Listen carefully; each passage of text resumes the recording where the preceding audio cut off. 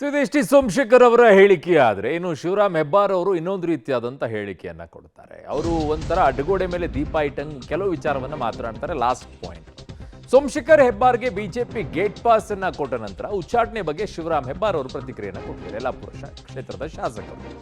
ನನಗೆ ಆಶ್ಚರ್ಯವೂ ಆಗಿದೆ, ಸಂತೋಷವೂ ಕೂಡ ಆಗಿದೆ. ಬಯಸಿದ್ದು ಅದನ್ನೇ ಅಲ್ವಾ. ಪಕ್ಷದ ಮುಖಂಡರೇ ಪಕ್ಷ ವಿರೋಧಿ ಚಟುವಟಿಕೆಗೆ ಕಾರಣ ಅನ್ನುವಂಥ ಮಾತನ್ನ ಶಿವರಾಮ್ ಹೆಬ್ಬಾರ್ ಅವರು ಹೇಳಿದ್ದಾರೆ. ಎಷ್ಟು ಜನರನ್ನ ಉಚ್ಚಾಟನೆ ಮಾಡ್ತಾರೋ ಗೊತ್ತಿಲ್ಲ. ನಾನು ಸೋಮಶೇಖರ್ ಅವರ ಹಣೆ ಬರಹ ಬಿಚ್ಚಿಡುತ್ತೇವೆ.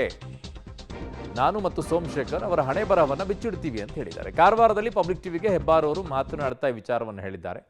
ಯಾರ ಹಣೆ ಬರಹವನ್ನು ಬಿಚ್ಚಿಡ್ತಾರೋ ಗೊತ್ತಿಲ್ಲ. ಎಸ್.ಟಿ. ಸೋಮಶೇಖರ್ ಹಾಗೂ ಶಿವರಾಮ್ ಹೆಬ್ಬಾರ್ ಅವರು ಸೇರ್ಕೊಂಡೇ ಈ ಹಣೆ ಬರಹವನ್ನು ಬಿಚ್ಚಿಡ್ತಾರಂತೆ. ಕೇಳಿಸ್ಕೊಳ್ಳಿ. ಬಿಜೆಪಿಯಿಂದ ಉಚ್ಚಾಟನೆಗೊಂಡಂತಹ ಯಲ್ಲಾಪುರ ಶಾಸಕರಾದ ಶಿವರಾಮ್ ಹೆಬ್ಬಾರ್ ಅವರು ನಮ್ಮ ಜೊತೆ ಇದ್ದಾರೆ. ಅವರನ್ನು ನಾವು ಇವತ್ತು ಮಾತಾಡ್ಸೋಣ. ಸರ್, ಈಗ ನಿಮ್ಮನ್ನು ಪಕ್ಷದಿಂದ ಉಚ್ಚಾಟನೆ ಮಾಡಿದ್ದೀರಾ, ಶಾಸಕ ಸ್ಥಾನದಿಂದ ಅಲ್ಲ. ಏನು ಹೇಳೋಕ್ಕೆ ಇಷ್ಟಪಡ್ತೀರಾ? ಶಾಸಕ ಸ್ಥಾನದಿಂದ ಉಚ್ಚಾಟನೆ ಮಾಡೋದಕ್ಕಾಗಂತ ಅವರಿಗಿಲ್ಲ.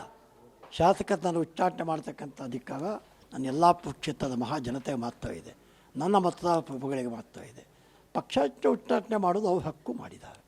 ಸರ್, ಹೆಬ್ಬಾರ್ನವರು ಕಾಂಗ್ರೆಸ್ ಪರವಾಗೇ ಇದ್ದರು. ಎಲೆಕ್ಷನ್ಗೆ ಬಿಜೆಪಿಗೆ ಬಂದ ನಂತರದಲ್ಲೂ ಕೂಡ, ಚುನಾವಣೆ ನಿಂತಾಗಿನಿಂದ ಗೆದ್ದ ನಂತರವೂ ಕೂಡ ಕಾಂಗ್ರೆಸ್ ಪಕ್ಷದಲ್ಲೇ ಕುದುರಿಸ್ಕೊಂಡು ಬಿಜೆಪಿಯನ್ನು ಬೆಳೆಸಲಿಲ್ಲ, ಕ್ಷೇತ್ರದಲ್ಲಿ ಕಾರ್ಯಕರ್ತರನ್ನು ಬೆಳೆಸಲಿಲ್ಲ ಅನ್ನೋ ಆರೋಪವನ್ನು ಮಾಡ್ತಾರೆ. ಅದಕ್ಕೆ ನೀವು ಉತ್ತರ ಏನು ಸರ್? ಆಗ ಸಂಶಯ ಇದ್ದ ನೀವು ಟಿಕೆಟೇ ಕೊಡಬಾರ್ದಿತ್ತಲ್ಲ. ನಮಗೆ ಬಿ ಫಾರ್ಮ್ ಕೊಡ್ತಕ್ಕಂಥ ಅಧಿಕಾರ ನಿಮ್ಮ ಕೈಯಲ್ಲಿತ್ತಲ್ಲ, ನನ್ನ ಕಡೆ ಏನೂ ಇರಲಿಲ್ಲ. ಬಿ ಫಾರ್ಮಿಗೆ ನಾನೇನು ಸಹಿ ಮಾಡಲಿಲ್ಲ.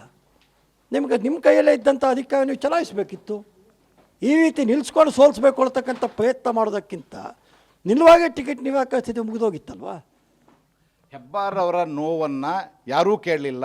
ರಾಜ್ಯದಲ್ಲಿ ಕೇಂದ್ರ ನಾಯಕರು ಕೂಡ ಅದಕ್ಕೆ ಸ್ಪಂದನೆ ಮಾಡಲಿಲ್ಲ ಅನ್ನುವಂಥ ದೂರುಗಳು ನಿಮ್ಮ. ಕೇಂದ್ರದ ನಾಯಕರ ಬಗ್ಗೆ ಯಾವ ವಿಚಾರವನ್ನು ಪ್ರಸ್ತಾಪ ಮಾಡೋದಿಲ್ಲ. ನನ್ನ ದೂರುಗಳನ್ನು ಎಲ್ಲ ಕೊಡಬೇಕು, ಕೊಟ್ಟಿದ್ದೇನೆ.